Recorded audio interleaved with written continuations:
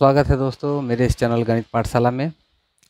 आज मैं लेके आया हूँ आप सबके लिए संख्या पद्धति से आधारित कुछ प्रश्नों का हल, जो आपके प्रतियोगिता परीक्षा की दृष्टि से बहुत ही महत्वपूर्ण है। तो मेरे साथ बने रहें अंत तक और देखें आज क्या क्या प्रश्न का हल मैं बताऊंगा। चलिए दोस्तों, देखिए पहला प्रश्न है, 4 अंकों की बड़ी से बड़ी संख्या में कौन सी छोटी संख्या जोड़े जाए जिससे कि उसका योग 307 से विभाज्य हो। कहने का अर्थ है कि 4 अंक की सबसे बड़ी संख्या है, उस संख्या को हम 307 से भागा करेंगे। तो 307 से भागा करने पर जो संख्या हम लोगों का शेष बच जाता है, उस संख्या में एक छोटी संख्या जोड़नी है जिससे कि ये 307 से पूरी विभाज्य हो जाएगा। तो इसको बनाने के लिए क्या करते हैं, सबसे पहले हम लोग लिखेंगे 4 अंक की सबसे बड़ी संख्या। 4 अंकों की सबसे बड़ी संख्या क्या होता है, 4 × 9। 4 अंक की सबसे बड़ी संख्या होती है 9999। इस संख्या को हमको भागा करना है कितना से, 307 के साथ। 307 दूनी 614, 3 बार।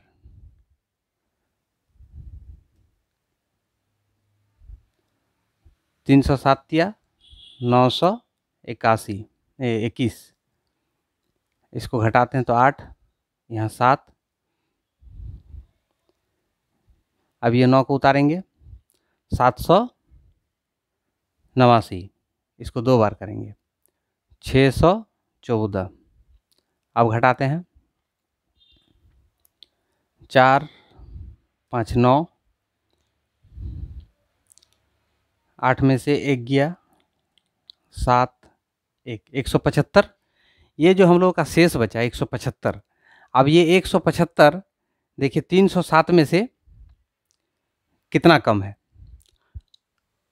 तो 307 में से 175 को घटाएंगे, जो संख्या हम लोगों का बचेगा वो संख्या को इस संख्या में जोड़ देने से वो 307 से पूर्ण रूप से विभाजित हो जाएगा।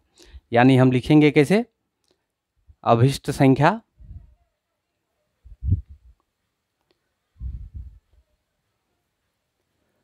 (307 - 175), दोनों को घटा के जो प्राप्त होगा वही होगा आपका उत्तर।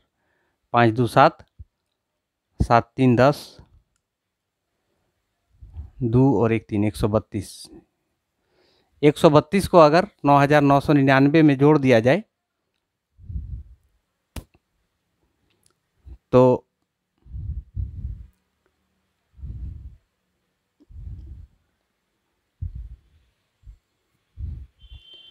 इसमें तो लेकिन गलत बन जाएगा।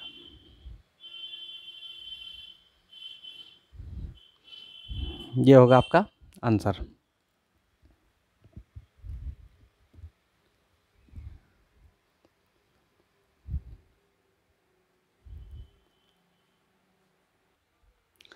देखिए दूसरा प्रश्न है, 47 के ऊपर में 25 - 1 निम्नलिखित में से किससे पूर्णतः विभाज्य है। ए नंबर ऑप्शन है 21, बी नंबर है 24, सी नंबर है 23 और डी नंबर है 19। इस तरह का प्रश्न आपको जब भी दिखे तो ये एक नियम होता है कि अगर x के ऊपर में n माइनस a के ऊपर में n इस रूप में कोई संख्या दिया हुआ है, तो ये जो रूप है ये हमेशा विभाज्य होता है किससे, x माइनस a के साथ। हमेशा ये जो है x माइनस a के साथ विभाज्य होगा। तो इस रूप में पहले हम इसको लिख लेते हैं। इस रूप में लिखने के लिए क्या करना होगा, जैसे यहाँ दिया है 47 के ऊपर में है 25, हम 1 को भी लिख सकते हैं, 1 के ऊपर में 25। इसको यदि x मान लिया जाए, इसको a मान लिया जाए, तो इस रूप में है, तो ये हमेशा विभाज्य होता है इससे। यानी कि हम इसको लिख सकते हैं ऐसे, 47 - 1, इसके साथ हमेशा ये विभाज्य होगा। 47 में से 1 घटाएंगे यानी कि 46। ये 46 के साथ पूरा पूरी कटेगा निश्चित तौर पे। अब ये 46 देखिए यहाँ से ऑप्शन में से किसके साथ ये 46 पूर्ण रूप से कट जाएगा। तो यहाँ पे देखिए 21 के साथ 46 कटेगा नहीं, 24 के साथ 46 कटेगा नहीं, 23 के साथ कट जाएगा, 23 दूनी 46। हम 46 के बदले ऐसे भी लिख सकते हैं 23 गुना 2, यानी कि 23 के साथ ये पूर्ण रूप से विभाज्य हो जाएगा, इसलिए इसका आंसर होगा सी। ठीक है, इस प्रकार के प्रश्नों को आप इस ढंग से जो है हल कर सकते हैं। आगे देखते हैं और दूसरा प्रश्न क्या है। देखिए यहाँ प्रश्न है 250 से 1000 तक कितनी संख्याएं 5, 6 और 7 से पूर्णतः विभाज्य है। 250 से लेके 1000 तक, 250 से लेके 1000 तक कितनी ऐसी संख्याएं हैं जो 5, 6 और 7 से पूर्णतः विभाज्य होता है। ऑप्शन दिया हुआ है ए 5, बी 7, सी 6 और डी 3। तो इसको बनाने का तरीका क्या है, पहले आप क्या कीजिए, जो संख्या बोल रहा है उन संख्याओं का पहले एलसीएम निकालिए। जैसे कि 5, 6 और 7, इसका एलसीएम अगर हम लिखते हैं तो एलसीएम क्या होगा, ये तीनों का गुणनफल ही 6 पंचे 30, 30 साते 210, इसका एलसीएम हो गया 210। अब ये 210 से इसके बीच में जितनी भी संख्याएं हैं जो 210 के साथ विभाज्य होगा वही संख्या इस प्रश्न का आंसर होगा।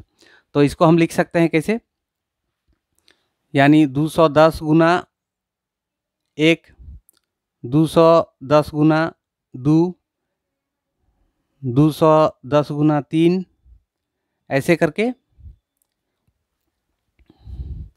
5 तक, 210 गुना 5।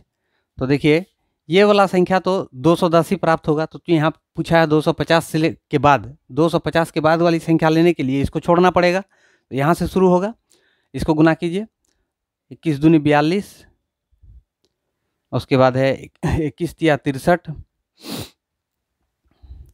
फिर होगा 21 चौके 4, 4 दूनी 8, 84, 840, उसके बाद होगा 21 पंचे 105, यानी कि ये भी हम नहीं ले सकते हैं, काहे कि यहाँ पूछा है 1000 तक।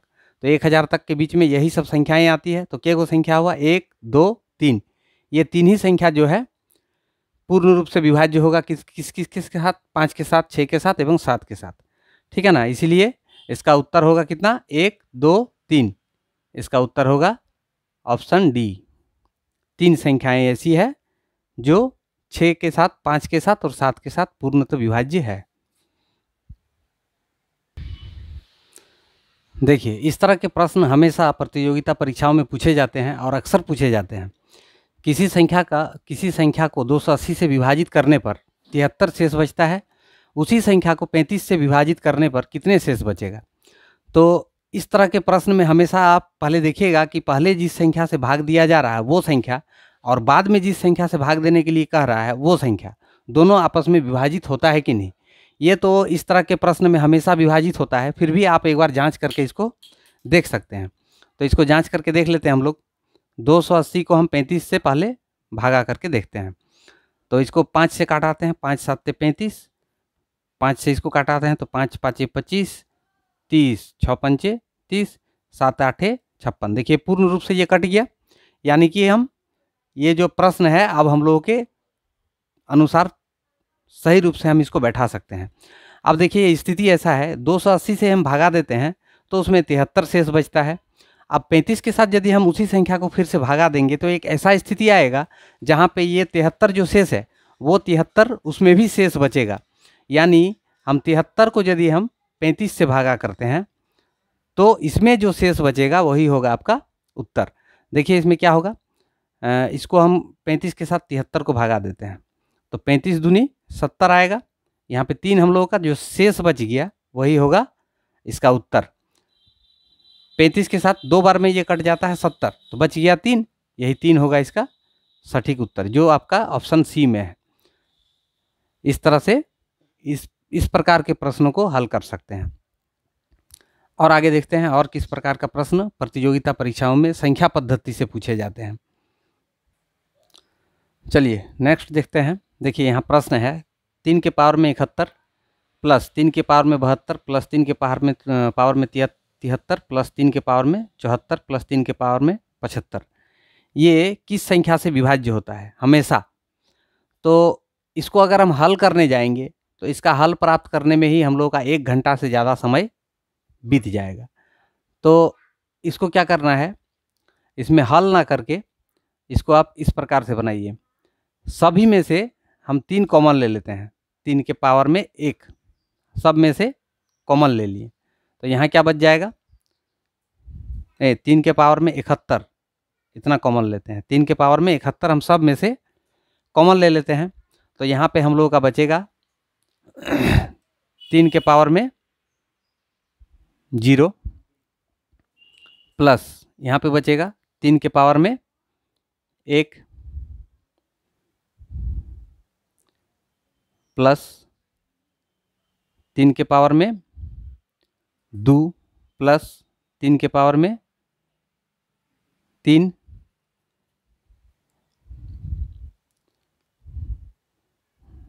जी।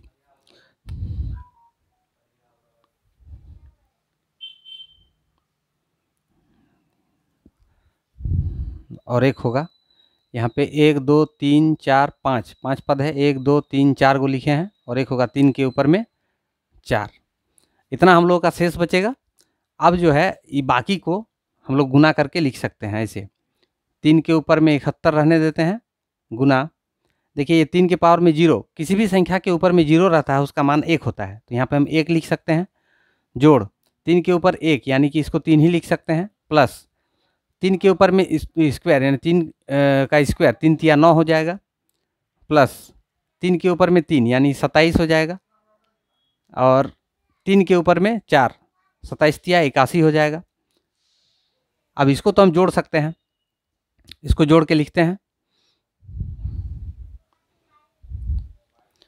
इसको जोड़ने से हमको प्राप्त होगा 121, इसको अगर जोड़ते हैं सबको तो 121 प्राप्त होता है। तो ये 121 किससे हमेशा विभाजित होगा? इसको तो छोड़ दीजिए, इसको आपको कुछ नहीं करना है, इसको ज्यों का त्यों लिख दीजिए। 121 को अगर हम गुणनखंड के रूप में तोड़ें तो ये 11 से टूटता है, 11 गुना 11, यानी कि ये 11 से विभाज्य होगा। ये पूरी संख्या जो है 11 से विभाज्य होगा। हम लोग का ऑप्शन में देखिए सी नंबर में 11 है, इसीलिए इसका आंसर राइट आंसर क्या होगा? 11। 11 के साथ ये विभाज्य होगा, ठीक है। और आगे देखते हैं और किस प्रकार के प्रश्न जो है संख्या पद्धति से पूछे जाते हैं। देखिए एक दूसरा प्रश्न है, 5 अंकों की वह छोटी से छोटी संख्या ज्ञात कीजिए जिसे 7 से विभाजित करने पर 6 शेष बचता हो। तो यहाँ पे पूछ रहा है 5 अंकों की वह छोटी से छोटी संख्या, तो 5 अंक की सबसे छोटी संख्या क्या होती है, पहले उसको हम लिखेंगे। यहाँ पे लिखिए 5 अंकों की सबसे छोटी संख्या, 5 अंक की सबसे छोटी संख्या होती है 1 2 3 4 5। देखिए इसमें 5 अंक है, 1 लिखने के बाद 4 जीरो, 1 2 3 4, 4 जीरो और 1, ये होता है 5 अंक की सबसे छोटी संख्या। अब क्या करना है, इसको किसके साथ विभाज्य करने के लिए बोल रहा है? 7 के साथ। 7 के साथ इसको भागा कीजिए, 7 एकम 7, 3 बच गया, यहाँ 30 हो जाएगा, 7 चौके 28, 2 बच गया, यहाँ पे फिर एक जीरो उतरेगा तो 20 हो गया, 7 दूनी 14, अब 6 बच गया, एक जीरो और उतरेगा 60, 7 आठे 56, 4 बच गया। तो प्रश्न चूंकि कह रहा है कि 6 शेष बचना चाहिए, यहाँ पे हम लोग का शेष बच रहा है कितना? 4, ठीक है। तो यहाँ इसको हमको 4 को 6 बनाना है, इसमें और हमको कितना जोड़ना पड़ेगा? 2। इसमें अगर हम 2 जोड़ देते हैं तो ये 6 बन जाएगा, टोटल 6 हो जाएगा, मतलब ये प्रश्न के अनुसार सही हो जाएगा। तो हम इसमें कितना जोड़ें? जो हम संख्या माने थे, जो ये संख्या माने हैं 5 अंक की सबसे छोटी संख्या जो होती है उसमें हमको केवल 2 जोड़ना पड़ेगा। यानी कि अभिष्ट संख्या हो जाएगा क्या? अभिष्ट संख्या 1 0 0 0 प्लस 2, इसमें 2 ऐड कर देते हैं तो 1 0 0 0 2, ये हो जाएगा हम लोग का सही आंसर, जो कि आपका ऑप्शन बी में है, यही होगा इसका राइट आंसर। इस प्रकार से इस तरह के प्रश्नों को हल किया जाता है। तो मेरा वीडियो आपको कैसे लगा, आप लोग कृपया कर मुझे कमेंट बॉक्स में बताएं, और अच्छा लगे तो मेरे वीडियो को लाइक करें, ज़्यादा से ज़्यादा शेयर करें, और जो मेरे इस चैनल में नए हैं उनसे मैं आग्रह करता हूं कि मेरे इस चैनल को सब्सक्राइब कर लें और साथ में बेल आइकन को भी दबा दें, ताकि आपको आने वाली वीडियो का नोटिफिकेशन मिलता रहे। धन्यवाद। शुभ रात्रि।